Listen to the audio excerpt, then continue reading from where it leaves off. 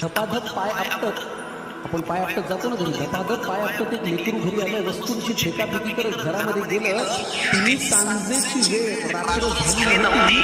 आई अशीच देवासमोर दिवा लावित होती.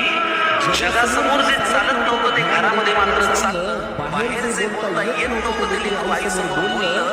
म्हणाला, खोटारडी आहेस, खोट्या मार्गावर चाललीस, आजपर्यंत माझ्याशी खोटंच बोललीस.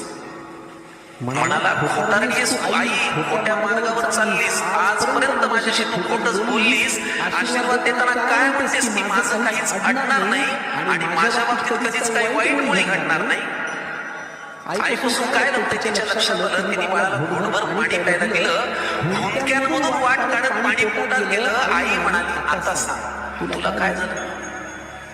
तो म्हणाला, आता हा अनुभव आपल्याला सतत येतो. तो म्हणाला, लोक काही विचित्र झाले, फार सतत सगळे माझ्यावरती खाऊन